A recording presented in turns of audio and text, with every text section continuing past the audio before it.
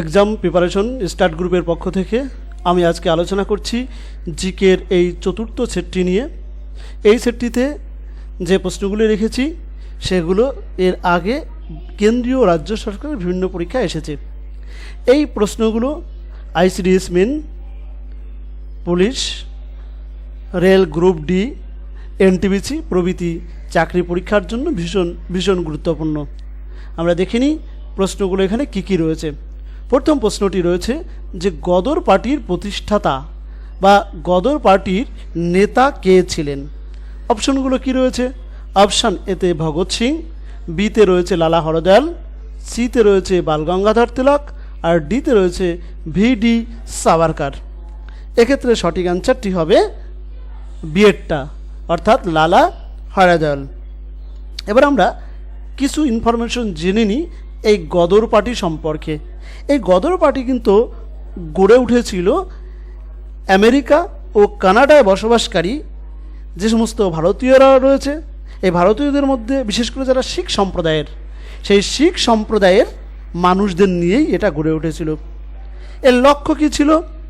এই গদর পার্টির লক্ষ্য ছিল ভারতের স্বাধীনতা কিভাবে রক্ষা করা যায়, কিভাবে অর্জন করা যায় সেই চেষ্টা করা। আর এই লালা হরদয়াল ছাড়াও এই গদর পার্টির আরও অনেক নেতা ছিলেন। আমি তাদের কয়েকজনের নাম তোমাদের সামনে তুলে ধরছি। যেমন ছিলেন সোহল সিং বারখানা, কর্তার সিং সারাভা, আব্দুল হাফিজ, মোহাম্মদ বরকতুল্লাহ, রাসবিহারী বসু, গোলাম কাউর প্রমুখ। নিশ্চয়ই তোমরা ইতিহাস বইতে এই নামগুলো পড়েছো, আমি এখানে তুলে ধরলাম তোমাদের কাছে সেই নামগুলো। সেকেন্ডটা দেখে নিই, দ্বিতীয় প্রশ্ন কী আছে। কোন গ্রন্থে নীল চাষিদের দুঃখ দুর্দশার কথা ব্যক্ত করা হয়েছে? এখানে যে বই কয়টি রয়েছে তার মধ্যে কোন গ্রন্থে এটি করা হয়েছে? কী কী অপশানগুলো রয়েছে? অপশান এতে দীনবন্ধু, বিতে নীলদর্পণ, সিতে নীলদর্শন আর ডিতে রয়েছে ডেটটা। কি হবে দেখো তো, পারো কিনা অ্যান্সারটি করতে? হ্যাঁ, এক্ষেত্রে অ্যান্সারটি হবে নীলদর্পণ। এই নীলদর্পণ গ্রন্থে নীল চাষিদের দুঃখ দুর্দশার কথা বলা হয়েছে। এখানে আমরা একটু জেনে নেব যে এই নীলদর্পণ নাটকটির রচয়িতা কে ছিলেন, এটা আমাদের জানা দরকার। নীলদর্পণ নাটকটির রচয়িতা ছিলেন দীনবন্ধু মিত্র। আর এই দীনবন্ধু মিত্র যে সময়কালে এই নাটকটি লিখেছিল, এই যে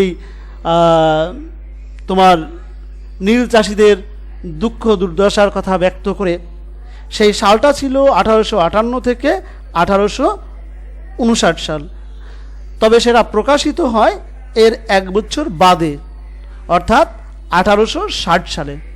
1860 সালে ঢাকা থেকে এটা প্রকাশিত হয়। তবে এই নীল চাষিদের দুঃখ দুর্দশার জন্য যে এর জন্য যে আন্দোলনটা শুরু হয়েছিল, সেটা আন্দোলনটা হয়েছিল 1859 সালে, যা নীল বিদ্রোহ নামে পরিচিত।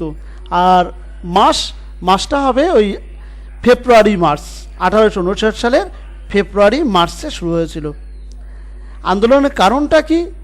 আন্দোলনের কারণটা ছিল যে সঠিকভাবে পারিশ্রমিক না পাওয়া, নীলকর সাহেবদের অত্যাচার, এই সমস্ত ইস্যুকে কেন্দ্র করে বিক্ষোভটা শুরু হয়েছিল বা আন্দোলনটা শুরু হয়েছিল। নেক্সট আমরা জানব কৃষক প্রজা পার্টি, এটা কে গঠন করেছিলেন? অপশনগুলো দেখে নিই আমরা একবার, পারি কিনা। অপশন এতে ফজলুল হক, বিতে জাফর আলী খান, সিতে আল্লাহ ওয়াক্স, ডিতে করম শাহ। কী হবে এর মধ্যে সঠিক অ্যান্সার? সঠিক অ্যান্সারটি হবে ফজলুল হক। এই ফজলুল হকই কৃষক প্রজা পার্টি গঠন করেছিলেন। কৃষক প্রজা পার্টি কোথায় গঠন করেছিলেন? এটা কিন্তু গঠিত হয়েছিল বাংলাতে। এক জমিদার বিরোধী রাজনৈতিক দল হিসাবে এই কৃষক প্রজা পার্টি আত্মপ্রকাশ করেছিল। আর এটাও আমাদের এই প্রসঙ্গে মনে রাখা দরকার যে ভারত ভাগের পর পূর্ব পাকিস্তানেও কিন্তু এরূপ একটি দল গড়ে উঠেছিল, অর্থাৎ কৃষক প্রজা পার্টি এরূপ দল পাকিস্তানেও গড়ে উঠেছিল জমিদারদের বিরুদ্ধে। নেক্সট আমরা দেখব এর পরের প্রশ্নটি কি আছে। ব্যাক টু বেদ এই আহ্বানটি কে জানিয়েছিলেন, অর্থাৎ বেদে ফিরে যাও, এইটা কে করেছিলেন এই আহ্বানটি? অপশন এতে লালা হংসরাজ, বিতে পণ্ডিত গুরুদত্ত, সিতে স্বামী দয়ানন্দ সরস্বতী, আর ডিতে রয়েছে লালা লাজপত রায়। কি হবে সঠিক অ্যান্সার? এক্ষেত্রে সঠিক অ্যান্সারটি হবে হ্যাঁ সি, স্বামী দয়ানন্দ সরস্বতী। এবার আমাদের একটু জানা দরকার দয়ানন্দ সরস্বতী সম্পর্কে কিছু তথ্য। দয়ানন্দ সরস্বতী ছিলেন একজন হিন্দু ধার্মিক নেতা, আর তিনি কিন্তু প্রতিষ্ঠা করেছিলেন আর্য সমাজ। এখান থেকে প্রশ্ন হয় যে আর্য সমাজ কে প্রতিষ্ঠা করেছিলেন? আমরা মনে রাখব যে আর্য সমাজ প্রতিষ্ঠা করেছিলেন স্বামী দয়ানন্দ সরস্বতী। আর এই যে সংগঠন, স্বামী দয়ানন্দের নেতৃত্বে যে সংগঠনটি তৈরি হয়েছিল, তার লক্ষ্য কী ছিল? তার লক্ষ্য ছিল বৈদিক রীতিনীতির প্রতি অনুগত থেকে হিন্দু ধর্মের কী কী সংস্কার সাধন করা যায়, অর্থাৎ হিন্দু ধর্মে যে কুসংস্কারগুলো ঢুকে পড়েছিল তৎকালীন সময়ে, সেগুলোকে কিভাবে মুক্ত করা যায়। আর আমরা জানব যে 1876 খ্রিস্টাব্দে এই যে স্লোগান ব্যাক টু বেদ, এই স্লোগানটি আরেকজন ব্যক্তি ব্যবহার করেছিলেন। সেই ব্যক্তিটির নাম বাল গঙ্গাধর তিলক। তাহলে প্রথমেই স্লোগানটি কে দিলেন? স্বামী দয়ানন্দ সরস্বতী। 1876 সালে এই স্লোগানটি আরেকজন ব্যক্তি উল্লেখ করেন, তার নাম হচ্ছে বাল গঙ্গাধর তিলক। নেক্সট প্রশ্ন, বুদ্ধচরিত, সবাই পারবে তোমরা এটা। বুদ্ধচরিত এর লেখককে নিশ্চয়ই সবাই জানতে পারবে, তবে তার আগে অপশনটা একবার একটু দেখে নাও। বুদ্ধ ঘোষ, বিতে অশ্ব ঘোষ, সিতে নাগার্জুন, আর ডিতে কি পাণিনি। কী হবে সঠিক অ্যান্সার?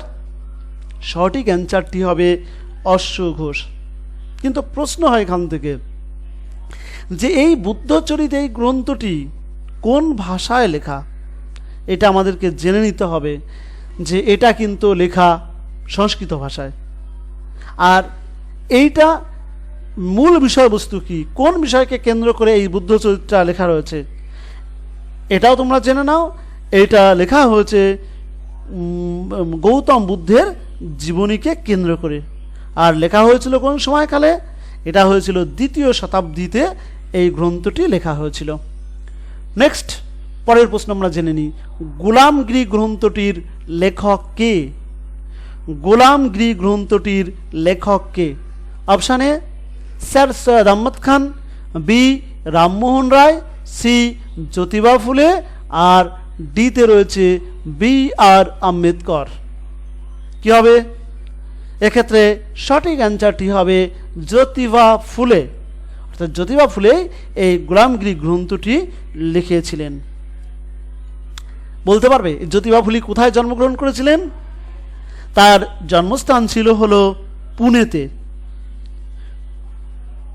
তিনি এই বইটির মাধ্যমে, এই গোলামগিরি এই বইটির মাধ্যমে তিনি যে লেখা প্রকাশ করেছিলেন, তার মাধ্যমে তিনি কোন বিষয়টা তুলে ধরতে চেয়েছিলেন?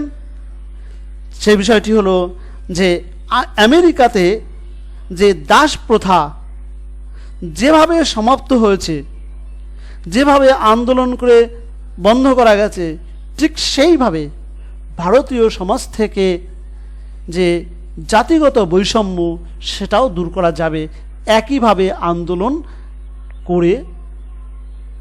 এটাই তিনি এই বইয়ের মাধ্যমে প্রকাশ করার চেষ্টা করেছেন। পরবর্তী প্রশ্ন, জাতীয় কংগ্রেসের প্রথম মুসলিম সভাপতি কে ছিলেন? অপশনগুলো কি রয়েছে? Option A Abul Kalam Azad, B Syed Ahmad Khan, D Badruddin Tyabji, আর ডিতে রয়েছে ফজলুল হক। কী হবে অ্যান্সার এক্ষেত্রে? কে করেছিলেন না কে ছিলেন এই জাতীয় কংগ্রেসের প্রথম মুসলিম সভাপতি? অপশন হবে কি সিয়েটটা বদরুদ্দিন তৈয়বজি। আমরা আর একটু ইনফরমেশন নিয়ে নিই বদরুদ্দিন তৈয়বজি সম্বন্ধে। এই তৈয়বজি সবসময় চেষ্টা করে গেছেন যে কিভাবে হিন্দু এবং মুসলিম উভয় সম্প্রদায়ের মানুষ যাতে এই কংগ্রেসকে সমর্থন করে, সেই দিকে অর্থাৎ যে পরিকল্পনাগুলো গ্রহণ করলে সবারই সমর্থন পাওয়া যায়, তিনি সেই দিকেই কিন্তু মনোনিবেশ করেছিলেন। পরবর্তী প্রশ্ন, কি সুভাষচন্দ্র বসুর গঠিত দলটির নাম কি? কি কি দেখতে পাচ্ছ তোমরা এখানে? অপশন এতে রয়েছে ইন্ডিয়ান ফ্রিডম পার্টি, বিতে রয়েছে আজাদ হিন্দ ফৌজ, সিতে রেভলিউশনারি ফ্রন্ট, ডিতে রয়েছে ফরওয়ার্ড ব্লক। কি হবে এক্ষেত্রে? সঠিক অ্যান্সারটি হবে হচ্ছে ফরওয়ার্ড ব্লক। সুভাষচন্দ্র বসুর গঠিত দলটির নাম হচ্ছে ফরওয়ার্ড ব্লক। এবার আমাদের কিছু ইনফরমেশন জানবো যে এই যে ফরওয়ার্ড ব্লক, এই ফরওয়ার্ড ব্লক কবে কিভাবে তিনি ঘোষণা করেছিলেন সুভাষচন্দ্র বসু গঠনের কথা। এ প্রসঙ্গে তোমরা একটু জেনে রাখো যে 1939 সালে যখন সুভাষচন্দ্র বসু কংগ্রেস ত্যাগ করে, 1939 সালে ওই তারিখটা ওই মে মাসের 3 তারিখ নাগাদ, 3 তারিখে তিনি যখন কংগ্রেস ত্যাগ করে তখনই তিনি ঘোষণা করেছিলেন যে তিনি একটি দল গঠন করবেন, যে দলটির নাম হবে ফরওয়ার্ড ব্লক। আর এটা করেছিলেন কিন্তু কলকাতার এক জনসভাতে। আর এই যে ফরওয়ার্ড ব্লক যে দলটি, আর এর কিন্তু সভাপতি ছিলেন এই নেতাজি সুভাষচন্দ্র বসু নিজেই। নেতাজি সুভাষচন্দ্র বসু নিজেই ছিলেন এর সভাপতি। আর এ প্রসঙ্গে তোমরা আর একটু জেনে নাও যে এর সহসভাপতি কে ছিলেন। এর সহসভাপতি হয়েছিলেন হল এস কাব্যশ্রী। নেক্সট প্রশ্ন, চন্দ্রগুপ্ত মৌর্যের রাজত্বকালে কে ভারতে এসেছিলেন? খুব খুব জানা প্রশ্ন এবং ভীষণ ভীষণ ইম্পর্টেন্ট প্রশ্ন। অপশন এ ফাইয়েন, বিতে হিউয়েনসাং, সিতে মেগাস্থিনিস, আর ডিতে স্টব্রো। কি হবে এক্ষেত্রে? সঠিক অ্যান্সারটি হবে ফাহিয়েন। বলতে পারবে ফাহিয়েন কোন দেশ থেকে এসেছিল? ফাহিয়েন এসেছিল দেশে চীন দেশ থেকে। চীন দেশ থেকে এখানে তিনি এসেছিলেন। তিনি প্রথমে পেশোয়া এসে পৌঁছায় তার চীন দেশ থেকে।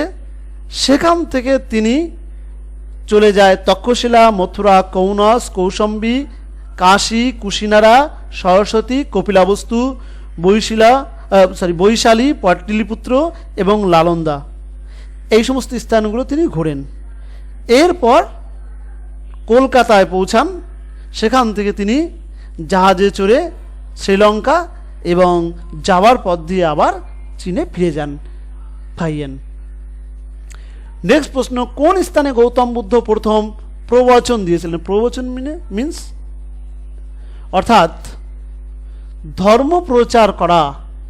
গৌতম বুদ্ধ কোন স্থানে প্রথম তার ধর্ম প্রচার করেন? অপশনগুলো কি কি রয়েছে দেখো। অপশনগুলো রয়েছে অপশন এতে বুদ্ধগয়া, বিতে শ্রাবন্তী, সিতে সারনাথ, ডিতে বৈশালী। অপশন কি হবে এর মধ্যে? এক্ষেত্রে সঠিক অ্যান্সারটি হবে হলো সারনাথ।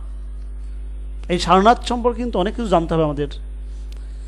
এই সারনাথ শব্দের অর্থ কি বলতে পারবে? সারনাথ শব্দের অর্থ হচ্ছে হরিণের প্রভু বা দেবতা। এই সারনাথ সম্পর্কে একটি গল্পও রয়েছে যে সারনাথ নামকরণটি কিভাবে হয়। এটা বৌদ্ধদের যে বৌদ্ধ সাহিত্যগুলো রয়েছে সেখানে একটি বলা একটি কথিত রয়েছে বা একটি গল্প রয়েছে যে এক হরিণ তার নিজের জীবন উৎসর্গ করতে চেয়ে অন্যান্য পশু পাখিকে এক শিকারী রাজার হাত থেকে বাঁচতে, কি বললাম, একটা হরিণ তার নিজের জীবন উৎসর্গ করে যাতে অন্যান্য পশু পাখিদের না মেরে ফেলে। এই হরিণের এই যে দেহত্যাগের ঘটনা, এই ঘটনায় মোহিত হয়ে যে রাজা ওখানে এই শিকারে গেছিলেন, তিনি কি করেন, ওই স্থানটির বা ওই অভয়ারণ্যটির নাম দেন হচ্ছে সারনাথ। আমরা জানলাম তাহলে সারনাথ সম্পর্কে গুরুত্বপূর্ণ তথ্য। নেক্সট প্রশ্ন, কি মুসলিম লীগের 1940 সালের লাহোর অধিবেশনের তাৎপর্য কি? অপশান এ, ভারতের জাতীয় কংগ্রেসের সঙ্গে সহযোগিতা করা, বি, মুসলিম লীগের জন্য একটি সংবিধান তৈরি করা, সি, ব্রিটিশদের সঙ্গে সহযোগিতা করা, ডি, পাকিস্তান গঠনের প্রস্তাব দেওয়া। এর মধ্যে সঠিক অ্যান্সার কী হবে? এর মধ্যে সঠিক অ্যান্সারটি হবে পাকিস্তান গঠনের প্রস্তাব দেওয়া। ভীষণ ইম্পর্টেন্ট কিন্তু মুসলিম লীগের লাহোর অধিবেশন, এই অধিবেশনেই পাকিস্তান নামক একটি পৃথক রাষ্ট্র গঠনের কথা বলা হয়েছিল। আর এই লাহোর প্রস্তাব যিনি রচনা করেছিলেন, বলা দেখে তার নাম কি? তার নাম হলো মোহাম্মদ জাফরুল্লাহ খান। উনি রচনা করেছিলেন, আর পেশ করেছিল কে? পেশ করেছিলেন হচ্ছে ফজলুল হক, আর তিনিই ছিলেন তৎকালীন বাংলার প্রধানমন্ত্রী। আর পাকিস্তান গঠনে এই প্রস্তাবটি আনুষ্ঠানিকভাবে গৃহীত হয় মুসলিম লীগের একটি 3 দিনের অধিবেশনে, যে অধিবেশনটা হয়েছিল 22শে মার্চ থেকে 24শে মার্চ 1940 সালের 22শে মার্চ থেকে 24শে মার্চ যে অধিবেশনটা হয়েছিল, সেই অধিবেশনেই কিন্তু এটা গৃহীত হয়েছিল। নেক্সট, বৃহৎ সংহিতার লেখক কে? বৃহৎ সংহিতা আমরা ইতিহাস বইতে পড়েছি না? কে হবে? অপশন এতে আর্যভট্ট, বিতে বরাহমিহির, সিতে অমর সিং, আর ডিতে ব্রহ্মগুপ্ত। কি হবে এক্ষেত্রে সঠিক অ্যান্সারটি? রাইট, সঠিক অ্যান্সারটি হবে বরাহমিহির। বরাহমিহির হচ্ছে বৃহৎ সংহিতার রচয়িতা। কে বরাহমিহির? এই বরাহমিহির ছিলেন একজন ভারতীয় জ্যোতির্বিদ এবং গণিতজ্ঞ। আর উনি কোথায় থাকতেন? উনি থাকতেন উজ্জয়িনীতে। নেক্সট প্রশ্ন, মুসলিম লীগ মাউন্টব্যাটেন প্ল্যান মেনে নিয়েছিল কেন? কে কারণের জন্য? অপশনেতে মুসলিম লীগদের নিয়ে পৃথক নির্বাচন মণ্ডলীর গঠনের প্রস্তাব ছিল ওই প্ল্যানে, এটা বি হবে। কংগ্রেস এই প্রস্তাব গ্রহণ করেনি, সিতে এই প্রস্তাবে পাকিস্তান গঠনের কথা ছিল, আর ডিতে হবে এই প্রস্তাব মুসলিম লীগকে স্বীকৃতি দিয়েছিল।